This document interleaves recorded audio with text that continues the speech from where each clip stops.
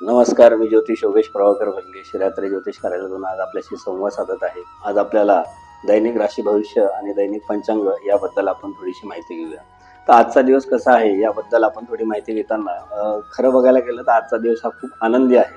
तर तो कसा आहे जाणण्यासाठी तुम्ही व्हिडिओ शेवटपर्यंत बघा, कारण व्हिडिओच्या शेवटी तुम्हाला असं उत्तम असं वैचारिक खाद्य मिळेल की जे तुमचा अख्खा दिवस पॉझिटिव्ह करेल. तर आजच्या दिवसाचा जर पंचांग बघायला गेलं तर आजचा जो आहे श्री शालिवाहन शक 1947 विश्वावसु नाम संवत्सर चालू आहे. त्याचबरोबर विक्रम संवत 2081-82 आणि दक्षिणायन हेमंत ऋतू आणि कार्तिक मास मधला कृष्ण पक्ष असा चालू आहे. तर आज मंगळवार असून 11/11/2025 ही आजची दिनांक आहे. आज तिथी सप्तमी असून नक्षत्र हे पुष्य आहे. तर शुभ योग आणि विष्टी व बव अशी दोन कर्ण आजच्या दिवसात असून चंद्र हा कर्क राशीत आहे आणि गुरु सुद्धा कर्क राशीत आहे. तर आजच्या दिवसाची शुभ मुहूर्त बघायला गेली तर ती चर मुहूर्त जो पहिला येतोय तो आहे 9:25 ते 10:48. लाभ मुहूर्त जो येतोय तो 10:48 ते 12:11. अमृत मुहूर्त जो येतोय तो 12:11 ते 13:34. शुभ मुहूर्त जो येतोय तो 14:57 ते 16:20. तर या शुभ मुहूर्तावर तुम्हाला कोणत्याही चांगल्या गोष्टी विकत घ्यायच्या असतील, सुरुवात करायची असेल तर त्या तुम्ही करू शकता. तर आजच्या दिवसाचा जो राहू काळ आहे तो राहू काळ कोणता आहे तर तो दुपारी 3 वाजेपासून 4:30 वाजेपर्यंत आहे. तर राहू काळामध्ये सहसा शुभ घटना किंवा शुभ गोष्टी करू नये. जर आजच्या जन्माला आलेल्या बाळाचा जर विचार केला तर ते कसं असेल तर ते असेल कष्टाळू, धाडसी आणि एक आकर्षक व्यक्तिमत्व असलेलं बाळ आजच्या तारखेला जन्माला येईल. जर आपण शुभ अंकाचा विचार केला तर शुभ अंक आज आहे 1, 2 आणि 3.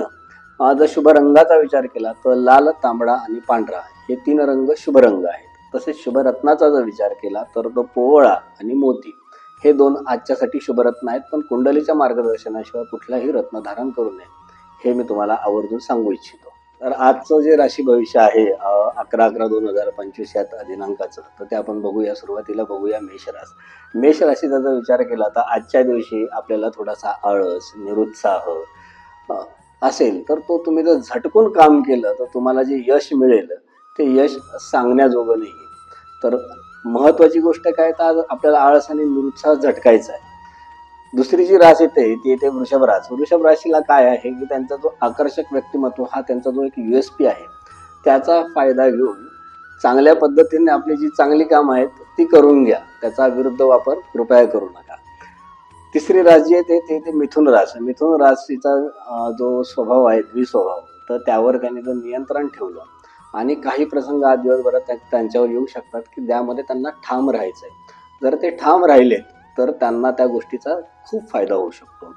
त्यानंतर जर आपण विचार केला कर्क राशीचा तर कर्क राशींचा विचार करता हा स्त्रियांसाठी खूप शुभ दिवस आहे आणि त्यांनी जे आज मनात आणतील त्या पद्धतीची त्या खरेदी करू शकतात. त्यामुळे कर्क राशींच्या ज्यांच्या बायका असतील अशा नवऱ्यांनी स्वतःचे क्रेडिट कार्ड, डेबिट कार्ड किंवा खिसा हा थोडासा जपूनच ठेवा आजच्या दिवशी. त्यानंतर जर विचार केला सिंह राशीचा तर सिंह राशीच्या लोकांना आज थोडंसं नैराश्य, उदासीनता, आळस, थोडासा मनावर मळप जाणवेल. त्यामुळे त्यांनी आज कुठल्या प्रकारची महत्त्वपूर्ण अशी निर्णय घेऊ नये, कुठल्या व्यक्तीशी महत्त्वपूर्ण व्यक्तींशी काही मीटिंग करू नये. थोडासा आजचा दिवस त्यांनी होल्डवर ठेवावा आणि आजचा दिवस झाल्यानंतर आपण उद्यासाठी काय आहे ते बघणारच आहोत. त्यानंतरची रास येते कन्या रास. तर कन्या राशीचा जो मूळ गुणधर्म आहे फटकळपणे बोलणे तर आज त्यांनी ते टाळावं, लोकांना दुखावू नये आणि स्वतःच लोकांना दुखावून स्वतःच्याच प्रगतीमध्ये जर अडथळा निर्माण करण्याचा यांचा जो गिनीज बुक मधला रेकॉर्ड आहे तर तो यांनी तो टाळावा. त्यामुळे त्यांची प्रगती पण होईल आणि लोकांशी संवाद साधल्यामुळे त्यांना चांगले बेनिफिट आजच्या दिवसात मिळतील. तुळ रास. तुळ रास ही सहसा प्रेमी विगुलांची रास मानली जाते. तर आज मात्र प्रेमी विगुलांनी ह्यामध्ये काळजी घ्यावी, कारण आजचा त्यांचा दिवस जो आहे तो विसंवादाचा दिवस आहे. त्यामुळे त्यांनी आज ह्या गोष्टीमध्ये थोडी काळजी करावी. नातेसंबंध खराब होतील ह्याकडे जरा लक्ष द्यावं की ते खराब होऊ नयेत. त्यानंतरची रास जी येते ती येते वृश्चिक रास. वृश्चिक राशीबद्दल जर आज विचार करायला गेला तर त्यांनी लॉंग टर्म प्लॅनिंगचा विचार करावा. मोठ्या पद्धतीची कुठली पार्टनरशिप त्यांना करायची असेल, त्याचं काही डीड करायचा असेल किंवा त्या पद्धतीची काही बोलणी करायची असेल तर त्यांनी आजचा दिवस त्यांच्यासाठी ती गोष्ट करण्यासाठी उत्तम असा आहे.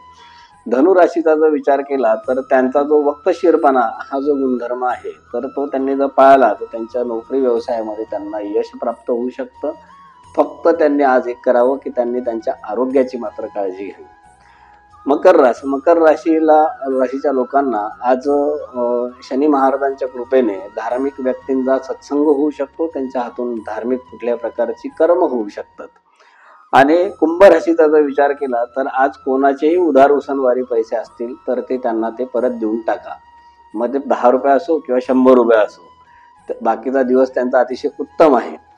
जर मीन राशीचा विचार केला तर आजचा दिवस हा त्यांच्यासाठी खूप छान आहे. कौटुंबिक प्रगतीसाठी खूप चांगला असा दिवस आहे.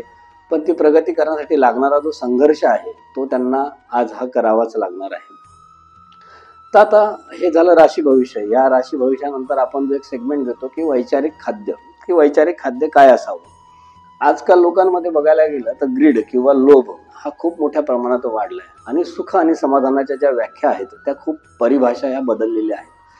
तर लोक काय झालंय ना की आज मला पाहिजे 10 रुपयाचा माझा दिवस संपू शकतोय तर तो 100 रुपयापर्यंत ताणण्याचा प्रयत्न करता आणि असं काही काल ताणून शेवटी काय होतंय की त्या 100 ऐवजी ते 1000 रुपये पण कमवतात, पण त्यातले 800 रुपये औषधोपचारामध्ये घालवतात किंवा 800 रुपये कोणाचे इतर लोकांचे देण्या घेण्यामध्ये घालवतात. तर लोभ किती असावा, म्हणजे साखर किती खावी हे शेवटी तुम्हाला जेव्हा डॉक्टर सांगायची वेळ येते त्यावेळेस तुम्ही तुमचा जो लोभ आहे तो नेहमी आटोक्यात असावा. सुख किंवा समाधान आणि असमाधान यामध्ये एक बारीकशी अशी थिन लाईन आहे. जसं की तुम्ही म्हणू शकता की स्वाभिमान आणि अहंकार यामध्ये एक छोटीशी एक थिन लाईन आहे. जर स्वाभिमानाची ती थिन लाईन क्रॉस केली तर व्यक्ती अहंकारी होतो. तसंच असमाधान आणि समाधानामधली जी एक थिन लाईन आहे ती जर तुम्ही क्रॉस केली तर तुम्ही त्या लोभाला बळी पडतात. आणि ग्रीड ही आजच्या कालावधीमधली खूप त्रासदायक असणारी गोष्ट आहे. कारण लोक हे ग्रीडी होऊन किंवा लोभी होऊन अनेक पापकर्म करतात आणि ती कर्म जाळण्यासाठी म्हणून परत देवाकडे जातात आणि देवाला पण लोभ दाखवतात की नाही मग तू माझं हे काम कर तर मग मी तुला हे देईन. आता ज्याने सर्व निर्माण केले त्याला सुद्धा हे लोभ दाखवतायत. तर ह्यावरनं समजून घ्या की आपण किती पद्धतीने लोभी झालो आहोत. तर हा लोभ जर कमी केला आणि आपल्या आयुष्यात एक मर्यादा ठरवून घेतली आणि त्या मर्यादित आयुष्यात जर छान आपलं कौटुंबिक आणि सर्व प्रकारचं आयुष्य जगलात तर तुम्ही खरे सुखी आणि समाधानी व्हा. नमस्कार. श्री गुरुदेव दत्त.